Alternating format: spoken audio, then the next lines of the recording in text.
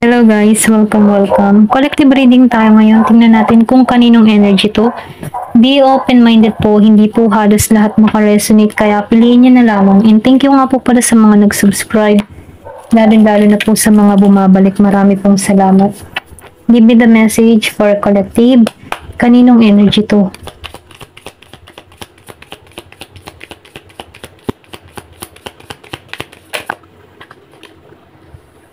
Wheel of Fortune. Okay. Kaninong energy to? Meron ditong tao na sobrang blessed. Okay? Kumbaga, masaya siya sa nangyayari sa buhay niya. Masaya siya kasi nasasakatuparan lahat ng mga plano niya. Ito lang nakikil ko. Kumbaga, pumapabor dito sa tao nito yung magandang kapalaran.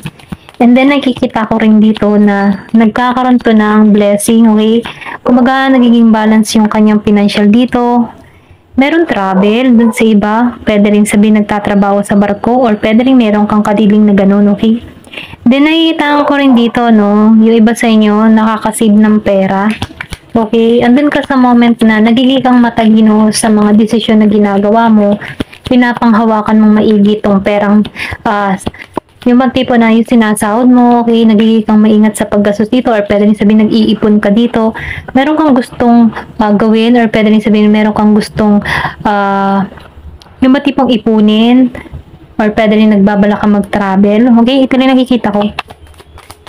Then nakikita ko rin dito, meron ditong tao na nagiging matatag, okay? Kumbaga, nandun siya sa moment na nagiging siyang logic sa kanyang sitwasyon.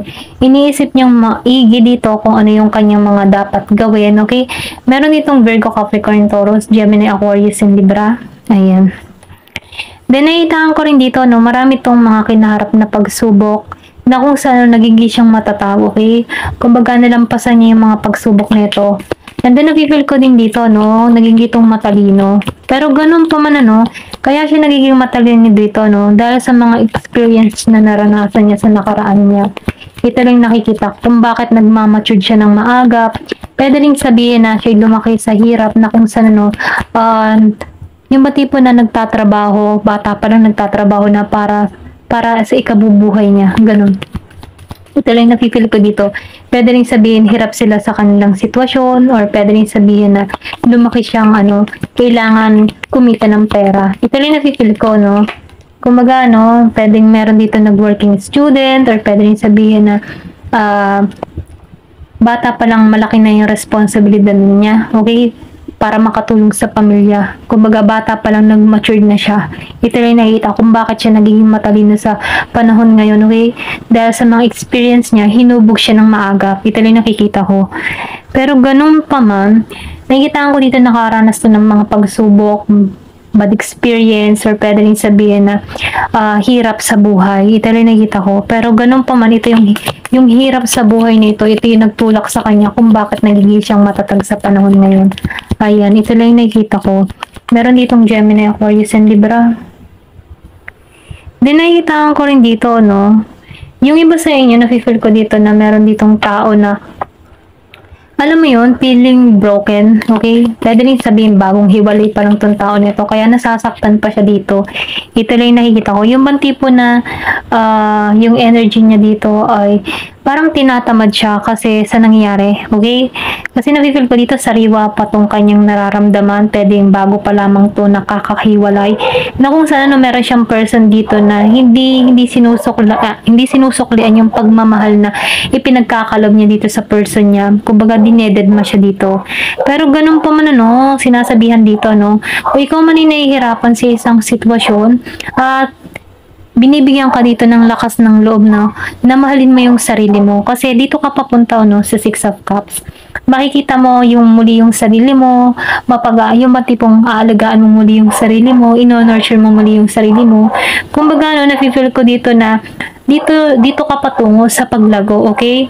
And then, nakikita ko rin dito yung renewal, transformation na magaganap sa'yo, okay? Merong happiness na naghihintay sa'yo. Kumbaga, complete yung cups mo. Na kung saan, before dito sa King of Cups, hindi ka pinagtuunan ng pansin. So, nafe-feel ko dito na ibabangon mo muli yung sarili mo. Kumbaga, magiging mindset mo dito, kung hindi mo ako mahalin, mamahalin ko na lang yung sarili ko. Okay? Ito lang yung nakita ko. May paglagong magaganap dito. So, meron ditong Scorpio, Cancer, and Pisces. Give me the message. Ano pa yung mensahe? Pasensya na po kung mayroon kayo naririnig na tahol ng aso. Ay, sa kapitbahay lang po. Ay, meron dito na the devil reverse. So, devil. Lumabas ang the devil reverse. So, nakikita ko rin dito, no, na tinatanggalan mo na yung mga toxic or pwede rin sabihin na naalisan mo na yung mga toxic sa paligid mo, okay? Kumbaga, andun ka sa moment na nagiging healthy livings ka, hindi mo na iniintindi yung mga masasakit na nangyari in the past, hindi mo na to binabalikan, kinat mo na to, okay? Kumbaga, tapos na yung cycle dito at handa ka na sa pagbabago. Ito lang yung nakikita ko. Kumbaga, nafe-feel ko dito, marami ka kasi mga pagsubok na kinaharap na sobrang ang bigat-bigat na kung saan, ngayon, tinuturuan mo yung sarili mo na makita. Makita yung sarili mo, makita yung halaga mo. And then, nakikitaan ko rin dito, no, na nagiging kang maayos. Magkakaroon ka ng balanse sa financial mo at nagiging maganda ang kapalaran para sa'yo. Kasi, ikaw mismo yung tumutulong sa sarili mo para umunlad dito. Ito rin nafe-feel ko sa'yo, okay? Page of Cups reverse. So, nakikita ko rin dito kasi meron ka ditong person na wishy-washy, is bata, okay, immature. Kumbaga, sarili niya lang yung iniisip niya, sarili niya lang yung mahalaga niya dito, okay? Ito lang nakikita ko. Yan, pasensya na ako, okay? Napapabilis magsalita kasi once na ako'y napatigil sa pagsasalita, nawawala yung message, okay? Ito lang yung nakikita ko. Give me the message na panmensahe.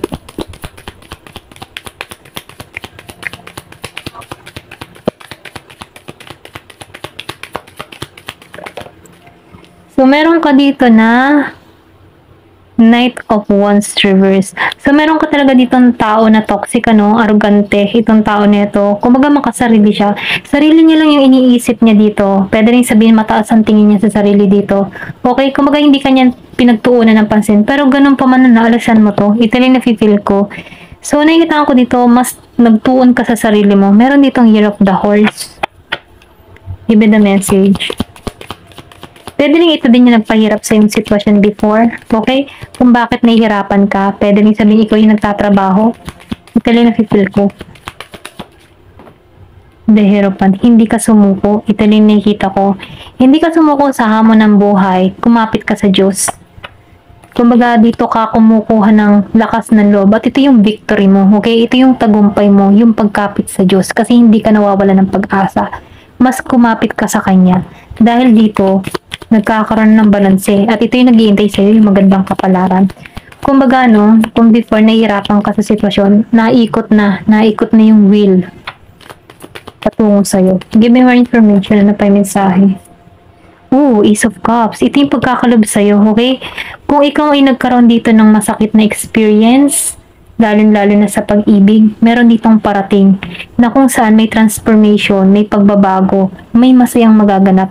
Ipagkakalob to sa'yo kasi dasal mo to eh. Italy na people ko, matagal mo na tong dasal. And then nakikitaan ko dito, ibibigay to sa'yo. Meron dito yung Scorpio, Cancer, and Pisces, Taurus. New beginning, okay? Ito yung new beginning para sa'yo.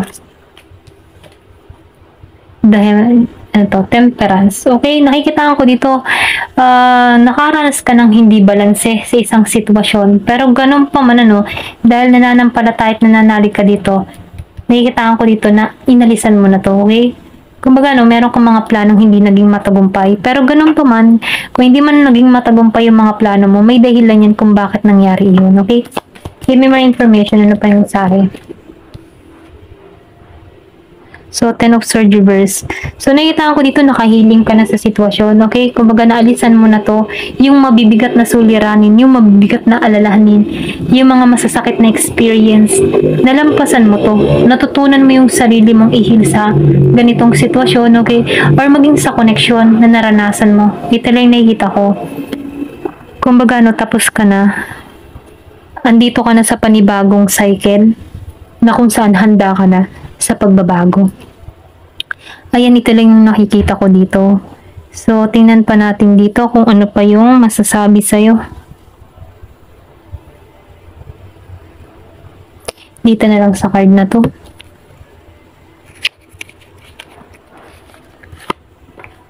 Give me the message. Ano pa yung masasabi sa'yo?